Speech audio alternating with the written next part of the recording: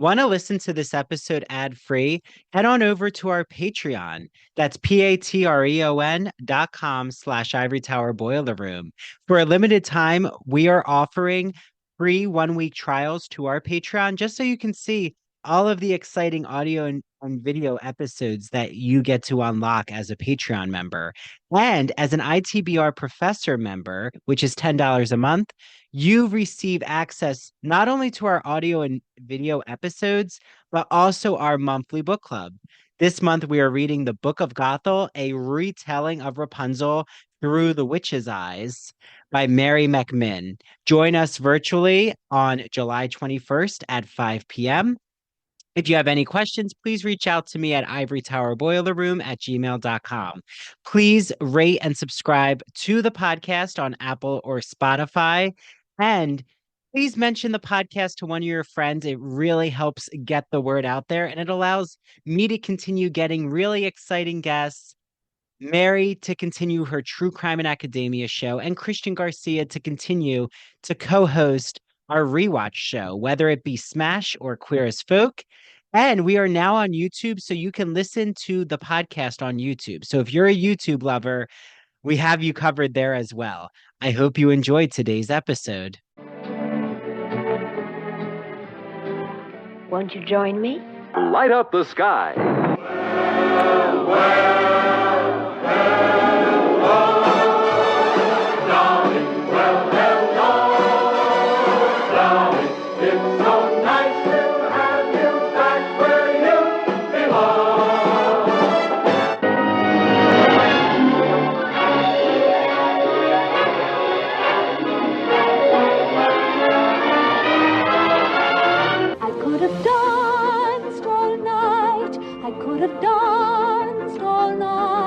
I could have danced, danced, danced.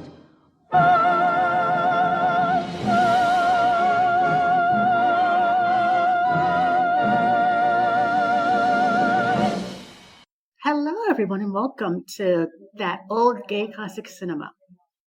I'm your host, Chris, and we are joined by Nathaniel, my co-host, and my best friend, Ashley Lopez, to discuss one of our favorite pivotal films, Gone with the Wind.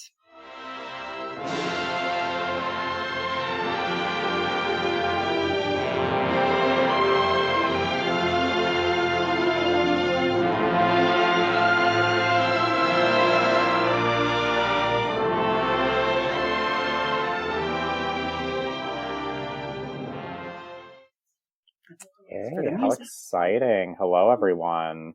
Oh, it's so exciting. So, Ashley, we always like to open up the floor to our guests and ask, what is your relationship with cinema or classic cinema in general? Ooh, good question. First off, thank you for inviting me. Appreciate it. I'm very excited to be on here. My relationship to cinema or classic cinema. So probably starts from when I was younger, and I can't pinpoint a specific film or age where it just kind of became like light bulb moment. But it just was something that was always there, and obviously always like a comfort depending on your mood or what was going on.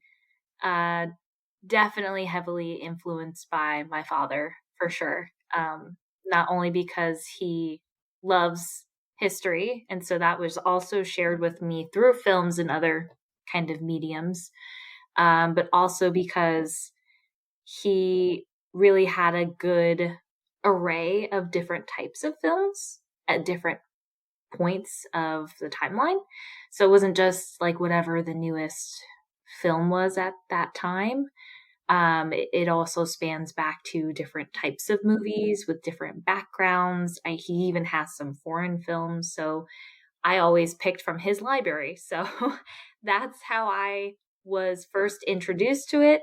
Obviously, going to the movies also was a regular habit with friends and family. But definitely that's what first got me interested in it, was within his library, which most of it were action historical war movies, but there was some nicer different types of films sprinkled in.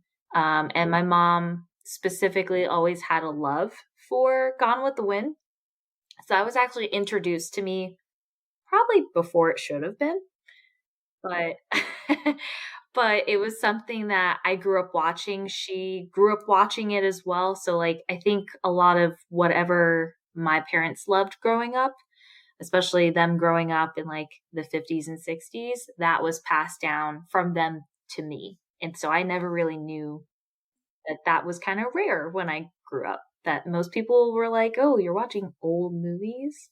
I was like, "But they're good." And Old Yeller particularly stands out to me, and I don't know why, but I definitely obsessed with that movie when I was growing up. So tragic, though. Very tragic. No, Ma. Yeller's my dog. I'll do it. I always think of that friend scene when Phoebe hasn't seen the ending of Old Yeller. And, That's always nice when, like, I feel like classic cinema, like, this is like an area that brings families together because it's like kind of across the generations, and there will come a point in time in which the movies that we went to go see at the theater will probably be considered classic cinema, believe it or not, and then that'll be a weird transition when that starts to happen. I'm still recovering from when someone online said, like, "Oh, I got this vintage thing from the early 90s," and I was like, "Oh my god, I broke a hip." I'm like, nope, not ready for that yet. So, but yeah, so it sounds like for you, Ashley, like classic cinema was really just one of the ways that you could connect to your parents, and like you were able to share these things with them, and you got to see the things that brought them joy as children and growing up, and they got to kind of have that exciting moment of introducing it to you. So that's wonderful. That's lovely. Definitely, especially with both my parents, but more specifically, I know I talked about my dad introducing it to me, but for my mom, it was a way for us to bond because she didn't growing up, and I know Christian, you know this, but growing up, she didn't have the same level of education as me. So it wasn't something where like I grew up with my father telling me stories or creating stories together, reading to me, but with her, she couldn't share that with me. So she would jump in and watch movies with me. And that's how she would kind of pass down teachings, pass down advice, or just have fun without having to contextualize it using like books or from reading from things. Absolutely. And you mentioned that your parents had introduced you to Gone with the Wind. Was that your mom, your dad, both of them? My mom, for sure. Definitely less of, he's not a romance type of connoisseur. From a history standpoint, if there had been no romance and just about the Civil War, definitely would have covered it. Gotcha, good. Chris, how did you become affiliated with Gone with the Wind? What's your connection with the movie? That's a very interesting story to tell because it was actually when I was very, very young, and we went to a family party, and I was the one who was designated to put all the coats in, our coats in the room, wherever the room was to put the coats in. And I saw that one of my family members had a TV stand, and on the sides there were these VHS films. So I go through them. I'm like, okay, let's see what this person has, because whenever I see films, it's like, oh, that's interesting to me. So I remember I was just scanning through them, and I remember seeing this huge font on the side letter, and that's like Gone with the Wind. I'm like, what is this supposed to be? So I take it out, and on the front cover I see Vivien Leigh and Clark Gable, and then at the very bottom I see Vivien Leigh running across the lawn in her billowing dress. I'm like, this is interesting. I would like to know more about this film. And then years pass, and I never think about that film ever again until my senior or junior year of high school. And I remember that TCM, Turner Classic Movies, was giving a showing at 8:00 at night. So I recorded it. And then the next night I sat down and I watched the entire thing for 3 hours. And I don't know where the time went, because from the opening notes of the overture, I was just enthralled. Yeah. Very cool. It is a very theatrical experience, especially with like the overture and the intermission, and it really does kind of set the scene for the scope of the movie, I find. So awesome. I came to it much later, I feel like. I had like obviously heard it referenced in popular culture because I feel like there's just like certain lines from the movie that always get quoted. Um, but I became affiliated with it when I was a sophomore in high school because the book was on the summer reading list because the focus of that year, I believe, was American literature. Um, so like I like had heard the title and I was like, oh, like there's the movie and the movie's really famous, so maybe I'll read the book and then I'll watch the movie. And I did, and I read the book and then um, I definitely watched it. I think it was with my dad for the first time I saw it because he's usually on board when I want to watch an older movie. So I saw the movie, and again, it was like it was just the scope of it that surprised me. Like again, it being 4 hours long, and then really kind of this epic story. And I know that when we were talking and preparing for the episode, we were talking about how this is a kind of like one of the contenders, I think, for what we would consider the American epic. Just because of its length, just because of its scope and the time frame it covers in the movie and in the book especially. So so I came to it at that point, and I think I was just blown away by the filmmaking of it. Like it really is a quality piece of technical filmmaking. So that's my connection to it. That's how I came along to it. What were your guys's? I'm turning the tables and asking you questions. I guess what were your first impressions from what you can remember of the different times that you first were introduced or maybe first really understood it? Because I know, like, for me watching it at such a young age, obviously the societal problems and even problems with the war just kind of glazed over me because it just wasn't something that I could receive at that age. So just costumes, color, music, that was kind of my first impressions. It wasn't until I got older and watched it and absorbed it where I understood the deeper layers that there were to it. Hi, this is Dr. Andrew Rimby. And when I'm not here with a podcast microphone in the ITBR, I am consulting with several clients. I have small business clients where I provide them social media strategies. I have writing clients. I've worked on college admission essays. I've worked on a graduate student's thesis. I've worked on journal article editing. And I also have worked with those who are creating a podcast or who have a podcast on social media and ideas for how to get their podcast out there and trying to target their audience. So if you are interested in any of my consulting services, you can just reach out to me at ivorytowerboilerroom@gmail.com or search Ivory Tower Boiler Room on Google, and you will see my phone number. So feel free to give me a call. The first hour is $30, and then we'll figure out what plan works for you after that. Okay, now back to the Ivory Tower Boiler Room. While it's still summer, and I hope so many of you out there are enjoying beach days, I know that while I'm at the beach, I'll have a thought pop into my mind like, wait, what am I going to assign on my syllabus? What books do I want my students to read? I know if you are a college educator listening right now, or a student, or someone who just really enjoys and values academic writing and academic topics, I have a press that you need to know about.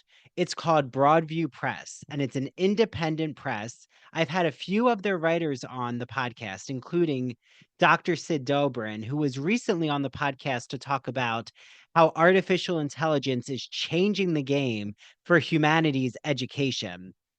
Soon, I'm going to have Dr. Andrea Sullivan Clark on to talk all about philosophies on Turtle Island, especially indigenous philosophies. And what does she think about how pop culture looks at Native American narratives? If you are looking for a text to assign your students in the humanities classroom, Broadview Press has you covered. They have a book that just came out called Academic Writing Now, a brief guide for busy students. It is designed to cover the basics of a college writing course in a concise, student-friendly format. Each chapter concentrates on a crucial element of composing an academic essay. It is available as an ebook for under $30, and it includes readings on contemporary issues like AI, climate change, and campus life. I'm so excited because Broadview Press has released an exclusive discount code, Ivory Tower, for 20% off your broadviewpress.com order. That's Ivory Tower for 20% off. Make sure you follow them on Instagram at Broadview Press. Enjoy all of your reading. So I think I was a little bit more aware because I was older when I saw it, and my background, like I'm white, I'm a northerner, a Yankee, as they would probably call me in the movie. So a lot of the cultural aspects of it were very shocking to me, especially as I was reading the book and watching the film, and I was like, oh, like this is odd. It's odd to see slavery depicted in this way in a film. It's odd to see, like, again, just the way that it kind of tackles the race issue at the time, and also just the Southern culture, and very kind of counteractive to the view of the Civil War that I had been raised with. Because again, like, I'm in the North, so Civil War is always kind of painted as like, well, Southerners were upset that they were trying to come for slavery and making it illegal, so that's why they decided to secede. And it was always kind of very painted black and white of like, this was wrong, however, they were in the wrong and they tried to leave, and kind of getting cast as like the villains of the war, or like kind of, again, like they were in the wrong because also like the North won, the Union won. So this was kind of my first exposure to like this other kind of perspective of it for me. And so like that was always kind of very clear to me, and just obviously presencing that was my experience with it. Chris, what about you? When did you kind of become aware of the full scope of it? Well, it wasn't until I was much older again that I really wasn't fully comprehending what I was watching at that time. I just knew that I was just very, very taken with the whole scope of the film itself. I remember feeling, when I first watched, I remember feeling very enthralled by it. I really wasn't sure what was happening, but at the same time, I wanted to be a part of that film. I wanted to be a part of the knowledge of knowing what the techniques were into how the actors did what they did, how the score was set up, how the score was made, what were the reactions of test audiences before this whole before the film ever was released nationwide. And it wasn't until much later that I got the special edition pack of the film that I actually went in and I dug into the 2-hour-long making of narrated by Christopher Plummer, the whole 9 yards of understanding what goes into making a film of this precedence. But watching this film again, as I did a few days ago and last week, it brought to mind a lot of knowledge that we have now as an audience and what we can take away from it and how that can transfer into a queer lens in a way. I've really found the story of Scarlett captivating. I found their depiction of slavery very fairy tale-esque, because it doesn't seem like they're really taking the slavery issue seriously. They just seem like they're like nannies in a way. It's like you don't have them chained up to chattel. You don't have them being beaten and whipped head to toe. It's a very like fairy tale-esque. It's very, there's no other word for it. It's cinematic, and they just wanted their audience to escape in it and not question what they were trying to portray in that film. Yeah. And there's a reason too that I noticed this because I rented to watch the film on Amazon, and they've added a slide at the beginning of the movie of just like the heads up, like this film is a product of its time. It is based on kind of the attitudes people had at this point in history. We want to make sure that we are preserving cinema. Like, we are going to show this as it was originally presented, and we're also going to be mindful of the context in which this was created. And it's like you said, Chris, like, this is a very much a fantasy version of the South, because we also have to remember this was written by a white woman from the South who was basing this kind of on stories that her grandmother was telling her. So again, it's going to be a very specific experience, and it's also going to maybe be a more sanitized one. Although I would argue that the book is definitely darker than the movie in a lot of aspects. And the movie actually kind of sanitized it a little bit more, I think, to make it more palatable for audiences. But I want to go back to your point about it being kind of a queer story, Chris. So I think we've all kind of identified that the story of Scarlett, like, we can look at it through a queer lens. So I guess I want to turn it over to you two. Tell me a little bit about how you feel the queer narrative kind of fits into Scarlett's story. I think because she, especially with the context of the war, like, so she's portrayed in different aspects, because you know how the film is like segmented for different parts of the time frame that it's covering. She's portrayed like almost 110% per each sector differently, with different like feminine, masculine, having to adopt both or put one aside for the other, depending on whatever the task at hand is. And through that, obviously, you see her character development, though she's not, perfect by the end of it, but has come a long way.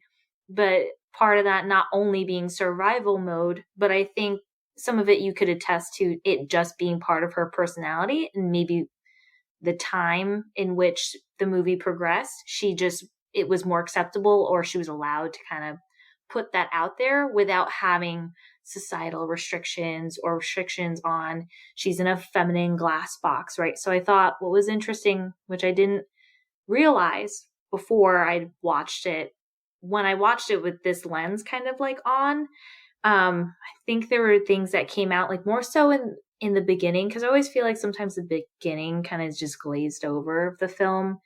And then a lot of it is devoted to developing like the war and then reconstruction.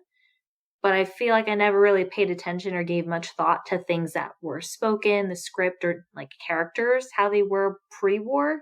And I noticed for her, highly feminine, they always refer to her as a girl, not a woman at that age. But then it was, pushed on her to have to get married. And that was the only part of it. She's got this great feminine big ball gown that she's got to walk around in. And then they were taking naps like children, like the girls were taking naps upstairs while the guys were talking about the war. But she sneaks downstairs ultimately to get Ashley's attention, but she's overhearing all of their thoughts and opinions. And it's very clear in the beginning of the film, she's got her own. She's just very careful of what she says and who she's around. So she's like never really feels comfortable to be her true self, and just has to stay by societal norms at that time until the war changed all of that. And then she has to adopt. She adopts more masculine attributes, but she still keeps her femininity. So I think in that sense, she's like very fluid in weaving both, even into the same scene. She weaves both attributes, like the way she talks to Rhett, not ladylike at all. And he even comments on that. And so she becomes like more assertive and aggressive, almost more masculine, but she doesn't have to fit into one or the other. She's able to maintain kind of both by the end of it. And that's just part of her personality. I don't think it would have developed in that sense had the war not started and kind of changed all of those societal attributes and norms, what was accepted. So I feel like that's very similar behavior that a lot of people in a lot of different perspectives have, whether it's like cultural or ethnic or queer or anything like that, of that sort. Definitely there's always societal norms that come into play where you feel restricted or that you have to pick a box, period, to stay in. Yeah. And people really do like to put Scarlett into a box, especially in the beginning. And she definitely is trying to carve her own way in the world. And she's not dumb. She might be a little naive, but she's not dumb, and she understands the power that she has. And also, like, for context, she's a 16-year-old at the beginning of the movie. Like, she's supposed to be 16 years old. So kind of just becoming a young adult in this very hierarchical world. I definitely butchered that, but y'all know what I'm talking about, where it's like, obviously, not only do you have white folks and black folks occupying very different segments of society, but even amongst the individual groups themselves, there's even further divisions. Like, you have Mammy talking about field hands versus house workers. You have again, Mammy too, she's kind of the main one to kind of call out the Slatteries as white trash. The Yankees, the Southerners. There is all of these groups that are existing, and Scarlett is obviously trying to be put into this box of the Southern Belle, the perfect Southern Belle, who is modest but also knows how to flirt. And you can see that she's rejecting some of that modesty in the beginning when she wants to wear the dress to the barbecue that shows her shoulders, shows her bosom, and all of the other women are covered from head to toe. She's the only one who you can see any sort of skin, because she's wearing an evening gown, but wearing it in the afternoon. So kind of testing that. And I think she fits into kind of this being like the queer aspect of this story, I think, is ultimately her chasing after something that isn't actually going to make her happy. And for every queer person, I feel like there is that experience at one point in your life or another where you're trying to chase this idealized version of your life that other people may have wanted for you. Whether that be, again, like getting married, having the 2.5 kids, and obviously you're doing that with someone who is the opposite sex as you. And that's what she's doing through this whole movie. She's chasing after Ashley Wilkes, and people keep telling her, like, he's not going to make you happy. He's not going to make you happy. But she's really dead set on trying to make this happen. So I think it's especially this closeted queer experience of not wanting to accept what actually would make you happy. And for all intents and purposes, I don't think she would have been fully happy with Rhett Butler, but that'll come up later on as we talk about kind of the later scenes in the movie. But yeah, I think that's kind of the queer experience for me, is really Scarlett's chasing something that she thinks will make her happy, but then doesn't make her happy. Chris, what about you? Where do you kind of see the queer lens for this film, especially through Scarlett? Well, given that this film takes place in different sequential years throughout Scarlett's life, you start it when she's young and then you end it. We're not really sure how old she is, but we're supposed to be I think it's 10 years. So like she's like 26, 28 at the end. Yeah. Oh, okay. Yeah, because it'd be like 4 for the war, I think. Mm-hmm. At least. Right. So during those times, you see her kind of somewhat growing, but at the same time still trying to keep her childlike innocence. In a way, there are many instances where she's behaving like a child when she marries her first husband, and then she has to cry at her own wedding party, like, oh my God, why is this happening to me? I wanted to marry Ashley. And then her second husband, Frank Kennedy, who she stole from her sister because she just wanted money. She wanted security. She wanted to feel a part of society when society was dwindling during that time, and she wanted to revitalize it with the lumber mill industry.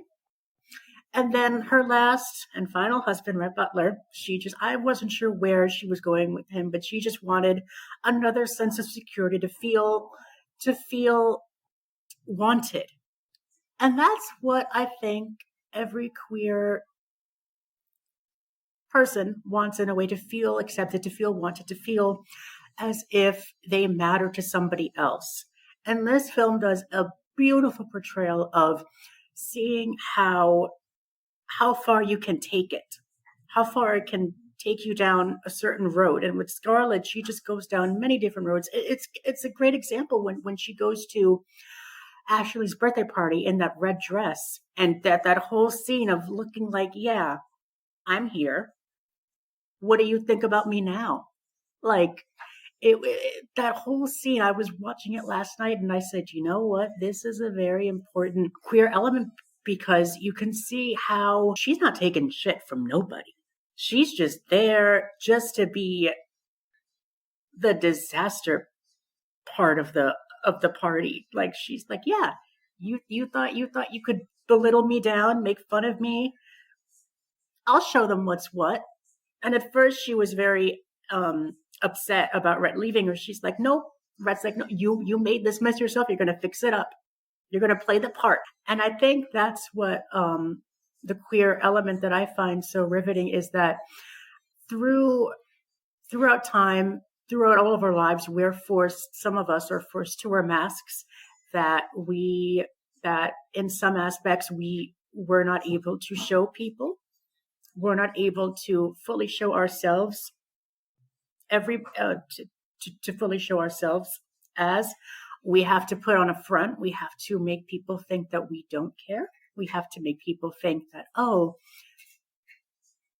you don't matter to me, but I'm not going to let you see that. I'm going to let you see another side of me.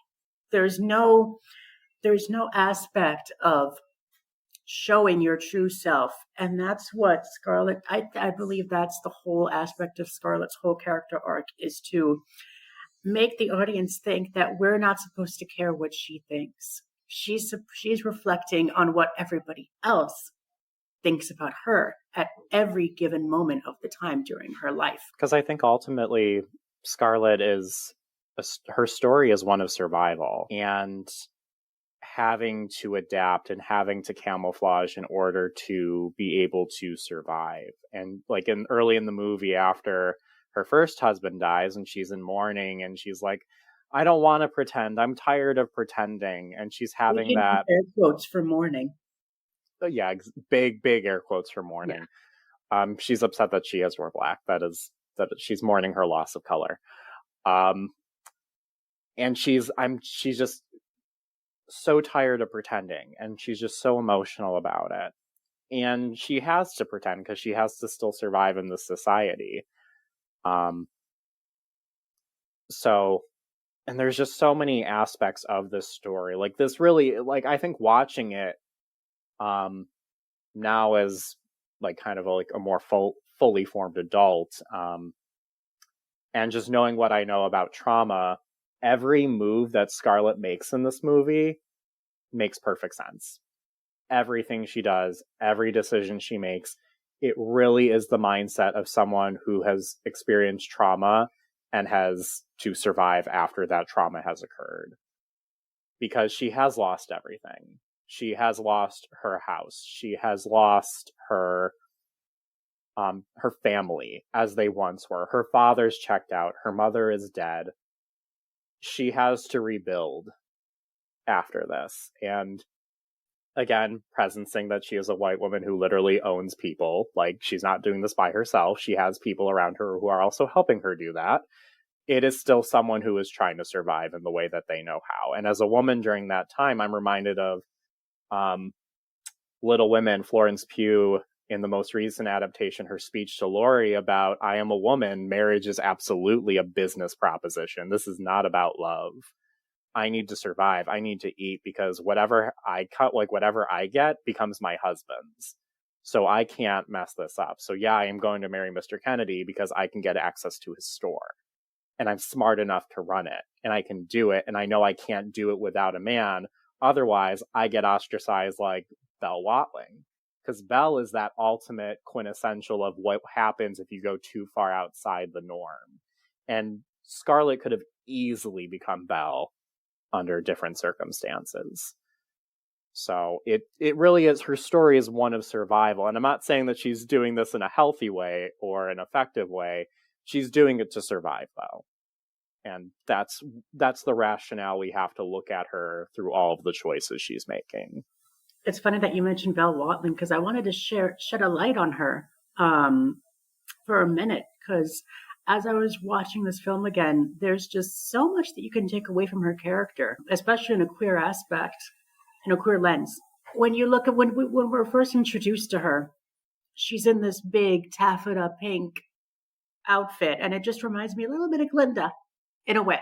I do get Glinda vibes from her. I don't know if it's the color of her hair or the pink, or like I get some outfits. It's very big, it's very bold, it's very, here I am, look at me, I don't give a fuck what you think about me, think what you want, I'm not going anywhere.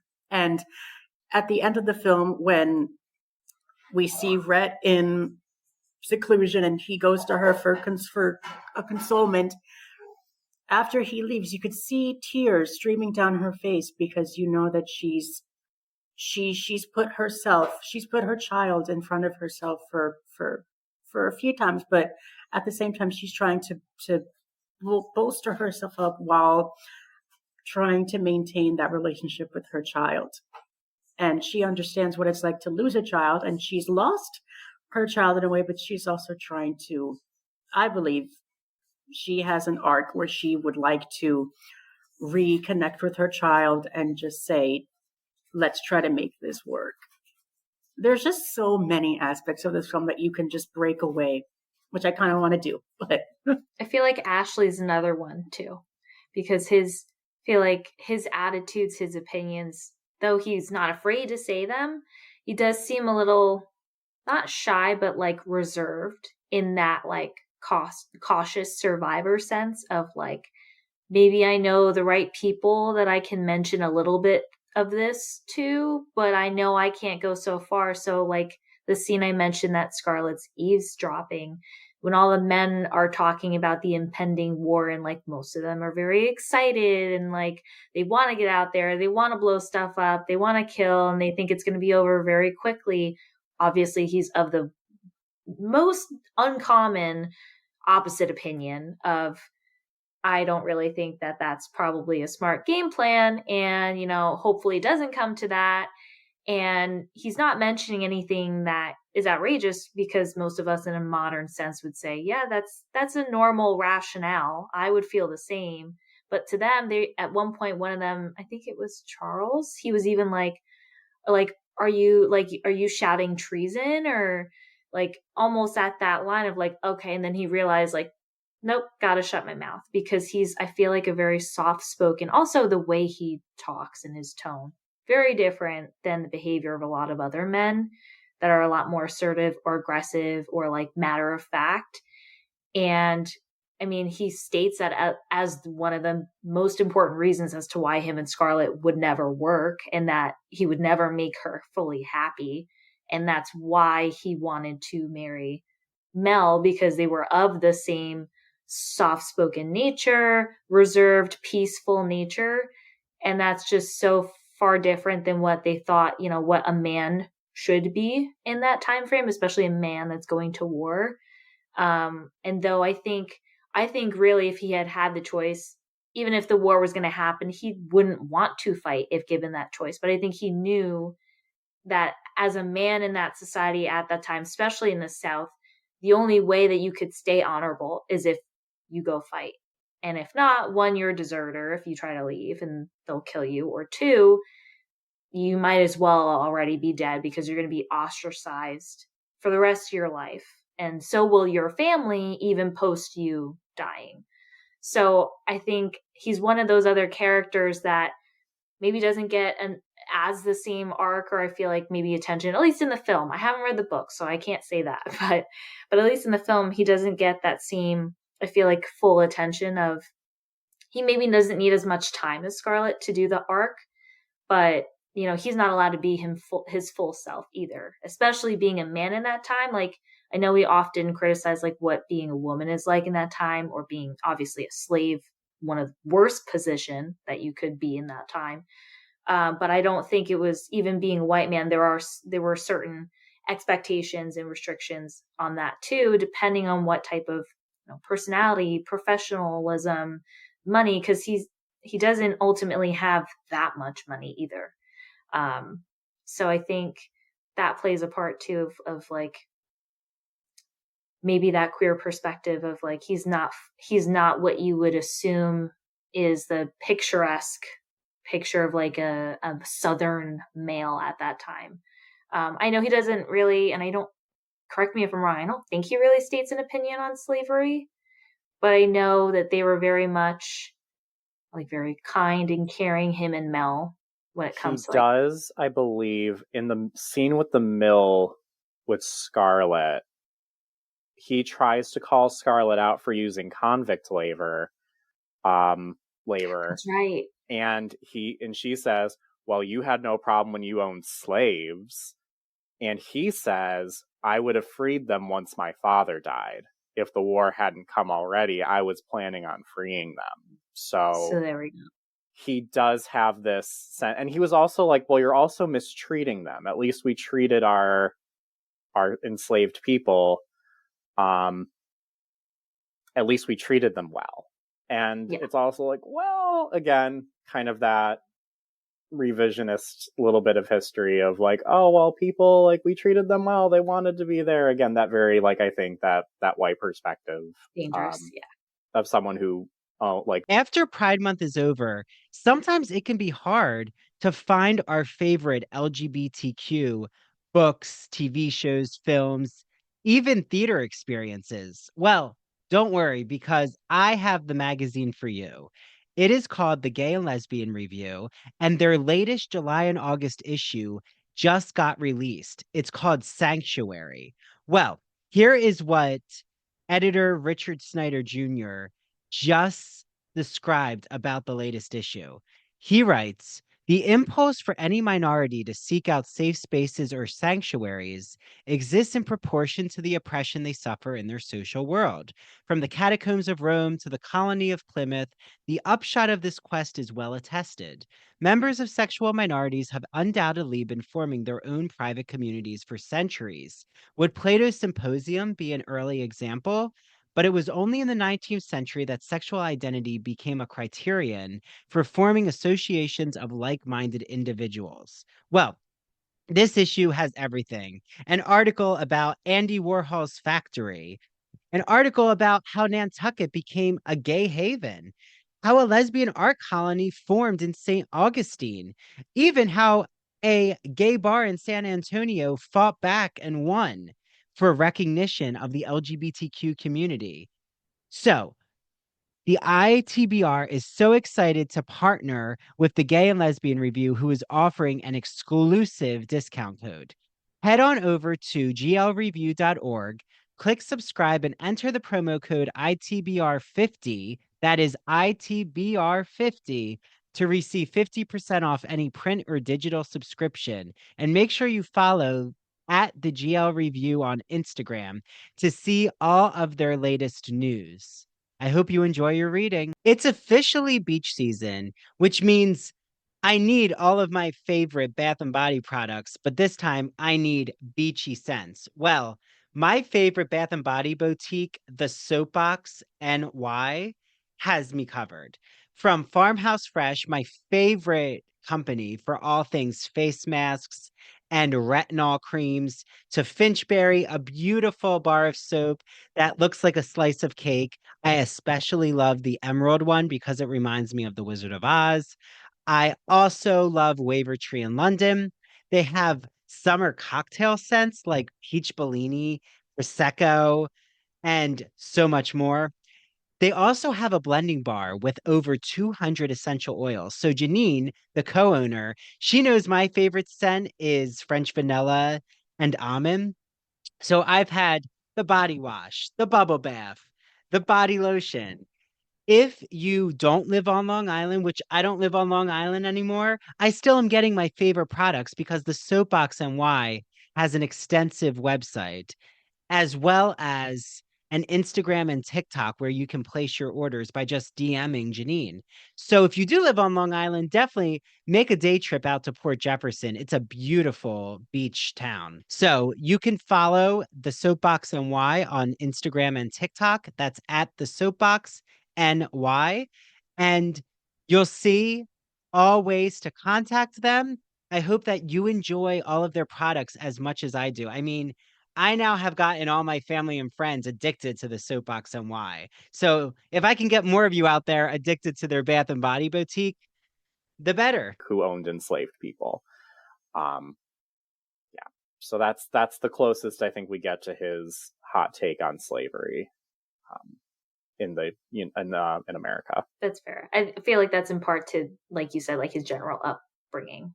It probably wouldn't have been fully accepted or fully for someone to fully imagine in that upbringing, like, yeah, we should just free them, period, and be fully passionate about it. I think that was very hard to do in that time sense, especially being a white male, because there's a lot of pressure to not, that you need them, one, and two, that that's the way things should be. So, but yeah, I think he's a good perspective on that too. And he also, like, I agree with what you said. I think he kind of goes against what we would typically think of as the quintessential male character, because he is very soft-spoken. He's very gentlemanly, and they go out of their way several times in the films to talk about that. That's why Scarlett is so attracted to him, is because he is so different from the other men. He does have kind of a cool head, and he also presents as pretty effeminate. Like, throughout the movie, he's very, like, the tone of his voice, he's very slender, very, very fair, especially when you compare him to Rhett Butler, who's, like, clearly supposed to be the opposite of him in every single way.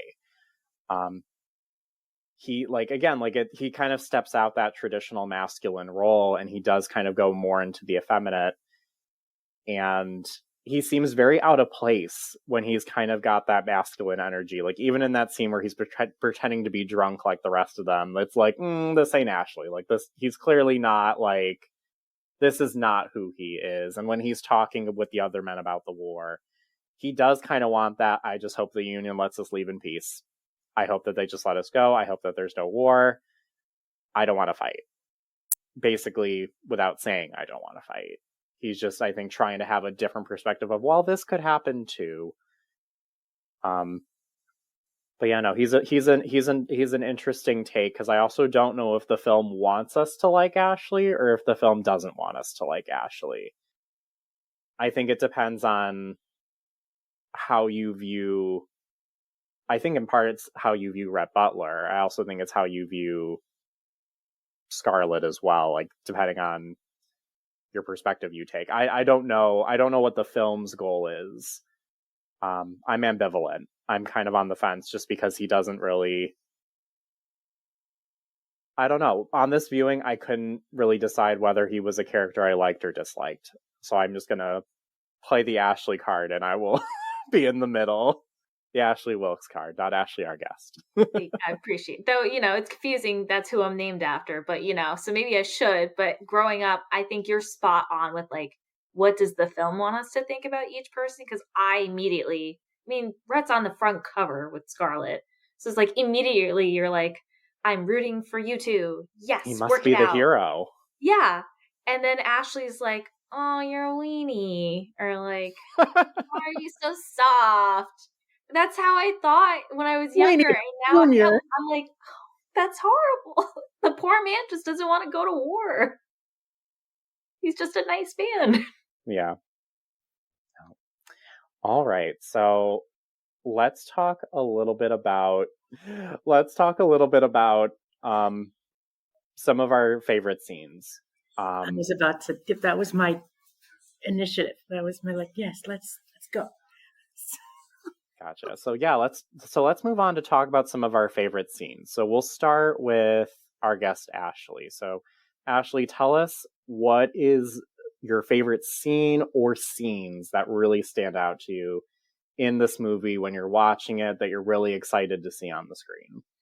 I think some of my favorite scenes are definitely the ending stood out to me ever since I was younger. I feel like that's one of those that, like, it's popularly, like, referenced in pop culture or other movies, TV shows. And sometimes I think to that degree, you're like, is it really that good? Or is it just, it's been passed down for so long, it's kind of accepted. But I think even as I've gotten older, I think it's still a favorite. I think in a different way. So like when I was younger, I thought the ending, one, obviously was sad because I was rooting for them to stay together, and that's not what happened when Rhett finally tells her off. And then when I watched it as a teenager, I started like noticing like just character flaws in general. So things weren't so romanticized to me as I started to grow up and understand the deeper meanings of not only the political tone, racial tone, but just also just characters have flaws, and I don't have to like all of them or solidly hate any of them. And then I started to realize like, oh, Scarlett's so not a role model, and Rhett's not that fabulous either. But in that moment, he had every right to kind of just put her in her place in terms of, you gotta stop, lady. You gotta, because nobody Growing up really. is all of a sudden realizing that Melanie Wilkes is truly the hero to Gone Yes, with the Wind and the yes. person to aspire to be. Honestly, because, and I think up until that point too, everyone like was in eggshells, like stepping around Scarlett. Things were always said behind her back. That was the true opinion of how they felt towards her, not necessarily how she was all the time, but nobody would ever say that to her face. And I think in that moment was like, okay, you need to grow up a little bit. Like, you've been through some stuff, but that doesn't give you the right to treat people like crap all the time, especially because Rhett had his flaws, but, you know, tried to help her grow up in a way. And I didn't see that when I was younger. So I thought that, especially like a man saying that to a woman in a film, especially from what I was used to watching with other classics, like that wasn't something that normally came up. Like, you could imagine like, okay, it was common, and I hate the word that it's common, but common for like, we see Scarlett slapping multiple people in the film. Okay. And it was like, yeah, like that's something that still happens in cinema. Like, you say something stupid, the woman's going to slap you, and we just accept it. And in that moment, it was like a verbal slap from a male to a female character. And so that always stood out to me of like, yeah, but just because you're a woman doesn't mean that like, you can also say and do whatever you want either, or threaten, or treat people like trash. Like, you're going to be told at some point you're not going to like it. And it just, to me, also like the whole marriage aspect too wasn't just like they were dating or they liked each other. They were married, they had a kid. So there's a lot of other things that played into it, but that's a heavy, I feel like, relationship arc, especially when you're at the time where you're starting to want or be interested in relationships. It's an important aspect to keep in mind of just treating people, one another, your partners, with respect. So I think that was truly pivotal for me. It's still one of my favorites. Obviously, the line is stellar. You can't do a better line than that. But I won't say it because I don't want to curse. But I love that you presence that perspective, Ashley, of just because you've been through things doesn't mean you can treat people like crap. And I did, like, literally, as you said that was another connection that I made in my mind that's present in this film. And again, it really fits into that trauma survival narrative, because we can come out of trauma and we can grow and we can look back on it sometimes, and it sometimes makes us do things differently moving forward. Mm-hmm. We can also do the complete opposite, and we can treat people like crap because we've been treated like crap. Well, I've been hurt, so why can't other people get hurt? Or mm-hmm. why do I have to treat people kindly when I haven't been treated kindly? And in reality, like, when we have that perspective, it's not helpful. It doesn't really help the healing process. It just continues to inflict more pain. And I think that's what Scarlett does kind of towards the end of the movie, is she starts to drag people down with her. Yep. And because she's miserable, everyone else kind of has to be miserable as well. Rhett needs to be miserable.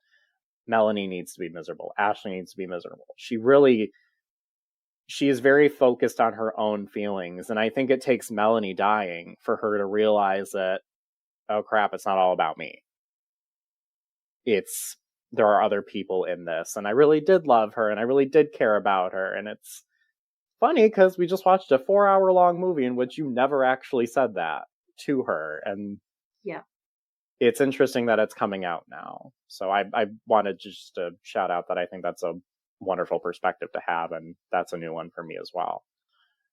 Chris, your favorite scene in the movie or scenes?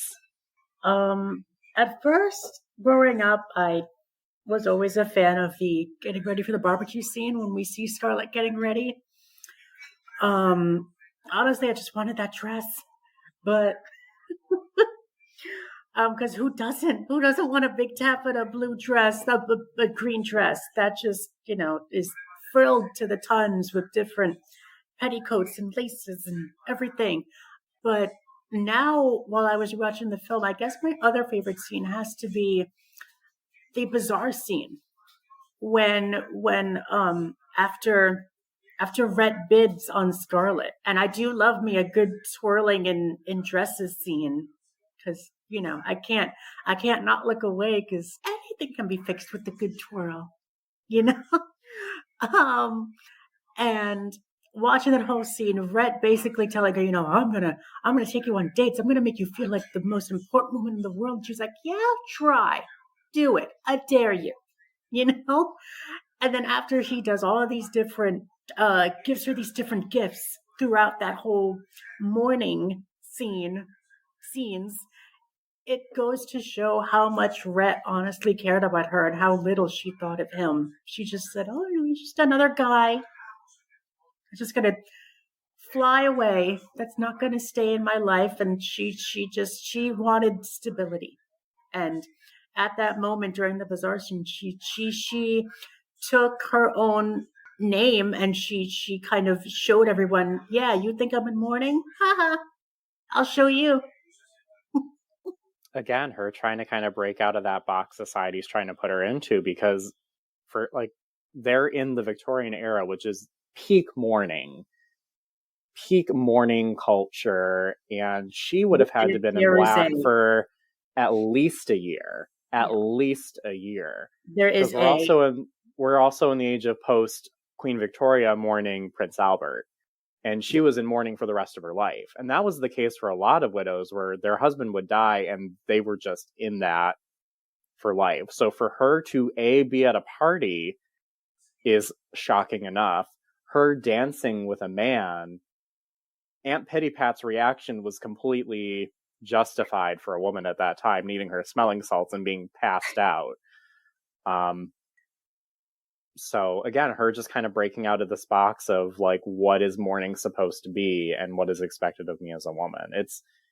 It's a very fantastic scene just to see Scarlett reacting in that way and Rhett kind of coaxing her out of it. So, and I think a scene that stands out to me, a couple of scenes stand out to me. I agree with Ashley on the ending scene. That really stands out to me every time I watch the movie. And on this particular rewatch, I started paying close attention to Scarlett right after she walks out of Melanie's room. And my eyes are just on Vivien Leigh for the remainder of the movie, because that's a turning point for her. And you kind of follow her on this journey of like these realizations that she's making. And then you start to see her world crumble again in this movie, because it crumbles a couple of times. Obviously it crumbles when she gets back to Tara and she sees it completely torn up and looking very ragged. That's the first time her world collapses. This is the second time I would say her world collapses, and she's making these realizations. She says this line, I've loved something that doesn't really exist. And that's a very poignant point for her. She's been chasing this dream, she's been chasing this hope, and she's finally realized, no, it's not going to make me happy, because this man doesn't love me after all. He's only been giving me the time of day because he's honorable. What have I done? I've wasted at least a decade of my life wanting this man who doesn't want me in the same way. He wanted this other woman. And she starts to unravel, and you can see her like desperately clinging to whatever she can salvage. She goes after Rhett. She's pleading with him. I do love you. I do want to be with you.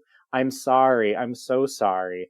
And he has that awesome comeback line of how childish are you to think that you can solve things with I'm sorry. It's just beautiful. It's beautifully acted by the two of them. Vivien Leigh really is a standout in the scene, just with like how she acts throughout it, how she acts with other people, how she acts by herself, walking back to the stairs. I'll think about it tomorrow, but I have to think about it now. It's just a beautiful, beautiful ending scene. And the other scene that always stands out to me is the right before the intermission, the as God is my witness, I'll never be hungry again.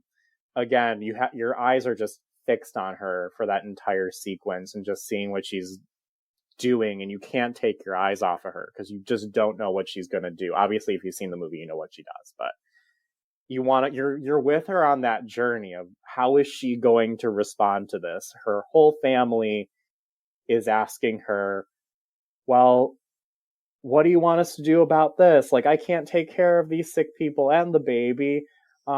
I can't milk the cow. I can't do this. Oh, well, let's ask Mrs. O'Hara about this. Mrs. O'Hara is dead. She doesn't really have an opinion on the matter anymore. And she's just in this state walking out to the field. And that's when she makes the conclusion of, okay, I've lost everything. Like, this trauma has happened. Either I can live or I can die. And I'm choosing to live. And there is that desperation that is there and that hope. And it's just, again, just a beautifully acted scene. So there's so much good acting in this film to analyze, but Vivien Leigh really is a standout. And you can see how she got this part. And you can see how she beat out literally the hundreds of women who auditioned to be in this movie to be Scarlett. So those are the ones that stand out to me.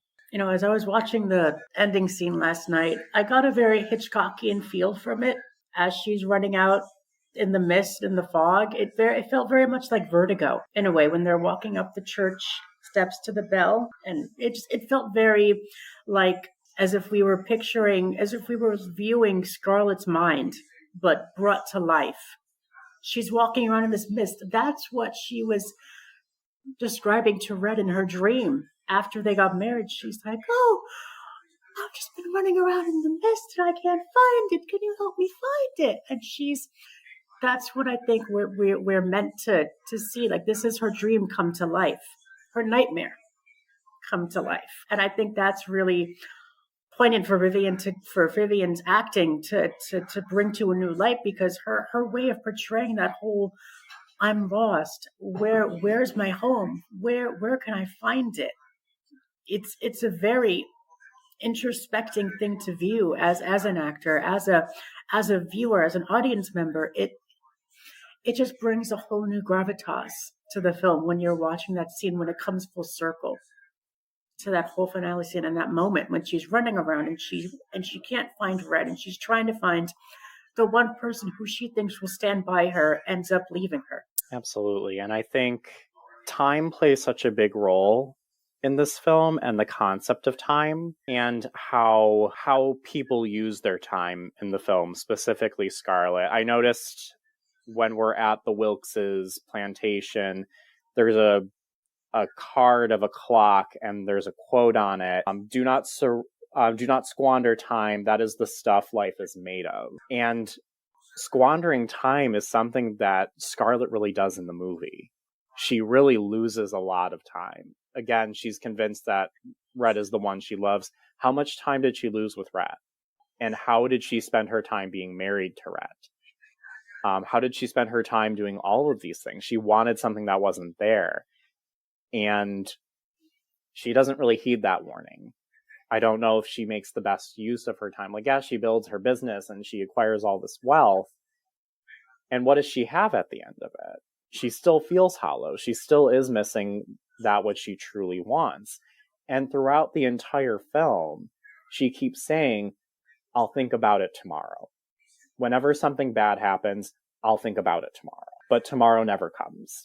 she never thinks about it. She never revisits it. She just goes from action to action to action without really thinking and reflecting. And at the end, it truly is, I think, the first time where she's making a more calculated decision. Everything else has kind of come natural to her. Even earlier in the film, like, she says something about, she has like this realization of like, oh, well, we'll plant more cotton. Cotton will skyrocket next year. And she makes these very business-minded decisions, or I'm going to buy the mill, or I'm going to go into the lumber business. And she does this almost instinctively without almost thinking about it. And now she, at the end of the film, she's genuinely confused about what she's going to do next. It's the first time she actually, it might be the first time, I don't have the script in front of me, where she's actually thinking about, well, what will I do next? What is going to be my next step? And she eventually reaches Tara, and it's like, I'll go back home. I'll take my time. I'll think about what I'll do, and I'll start over there. And now she's starting to reflect. Now she's starting to think about what's happened in the past. And again, it's just an interesting perspective to take about time. Ashley as well. I think he's the one who says the cause of living in the past is dying right in front of us. And he recognizes that it's time to move forward. Rhett realizes it's time to move forward. Everyone else has kind of accepted that, yeah, we need to do things differently. We can't just keep going on the way that things are. The people who refuse to accept it pretty much become irrelevant, or they end up dying. So, I don't know. I really do like how the film handles the concept of time and that theme kind of throughout the entire movie. I think it also, to your point too, what you said earlier, Nate, like goes back to that like survival mode of just like, it's all reactive. You don't necessarily have time to plan. And so they don't have time to cope. They don't have time to, especially Scarlett, like, I don't have time to fall apart because all these people are falling apart around her. And I think that is another problem of like, when you look at like the servants and the slaves, like that's problematic of itself of like, they're in that way, it's like their own stupidity, or they don't know what to do. So they have to look to their masters for help. But in just the aspect of like Scarlett, she's just as frazzled. Like the mist is in and around her just as much as it is with everybody else. Cause obviously there's no guidebook for what's happening around them. There's no outline of like, well, then just do this and that. She's also from that point, like with her education, I think her father probably with her, I feel like gave her a little more inside scope into things than he did with his other daughters, but she's not, trained to know what to do in this situation because she wasn't brought up as a man of like, here's how you review business matters and make smart business decisions. So she's got to do everything on the fly. So to her, I don't have time to fall apart. I don't have time to think about my feelings. I need to do what I need to do to survive. That kind of like, you see her eyes, like, and this is purely Vivien, but her eyes, I feel like, are like so expressive in that, that like the switch has been flipped inside of her of like, I'm going to get through this and I don't care how I have to get through it. It's failure's not an option. So in that respect, in that determination, like that's, I think, how she succeeds, and she's super confident in those decisions, which I think is another testament to her being super fluid. She gains that confidence that no one really instilled in her before, and certainly not from societal norms instilling that in a female's position. And she just, I think that's when her true personality comes out. And she does, just in that sense, like you said, she never pre-planned for really what her true happiness would lie, where that would come from. So in that aspect, she doesn't succeed in that. And like you said, by the end of it, yeah, she's got all this money. She's in a better position in society. She finally got the man that she thought she wanted, that she didn't for a while. She tried the mom thing. And even prior to, the daughter dying, she didn't really feel fulfilled at all with that. So she just goes back to her roots as far as like the time thing goes of like, well, when was I my happiest? At home in Tara. And so, but you see the determination come on her again, on her face of like, that will be my happiness, and that will be my pride in that sense. So I think another scene where that determination comes out, but it's in contrast because they're silhouetted, is if you notice the pregnancy with Mel, and she's having to go through that labor again, not knowing how the heck to do this because nobody's around to help her. The slave is, she had, and again, this problematic, said she had lied. She's like, I don't know why I lied. Yeah, probably because you were nervous and you didn't want to look stupid in front of her and get whipped for it, which either way she slaps her. And that was another like standout to me of like, whoa, I can't believe you just did that. Probably Because also Prissy's supposed to be like 12. Like she is supposed to be like Right. a child. And they Yes. obviously aged her up for the film. So you're depending on a 12-year-old to be honest to you about A, how to give like birth to a baby, and B, not be scared or be willing to go like a doctor. Yeah.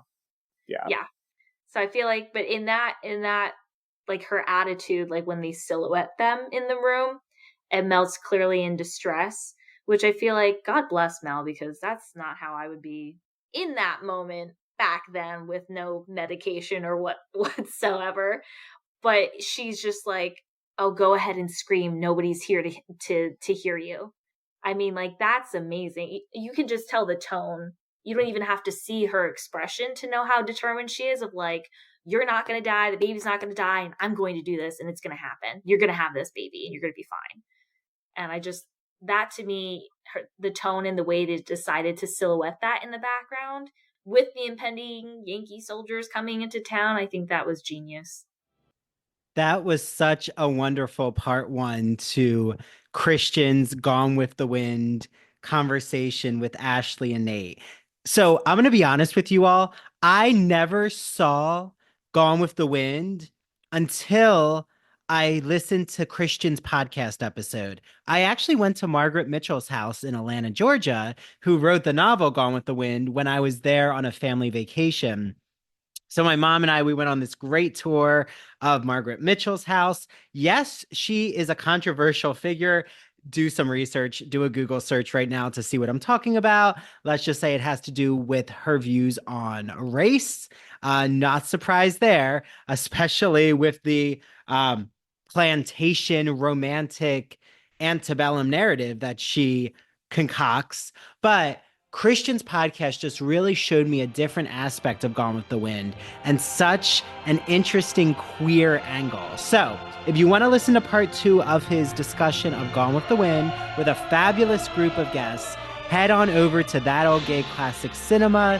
That Old Gay Classic Cinema is on YouTube, Spotify, Apple, or wherever else you get your podcasts. Until next time.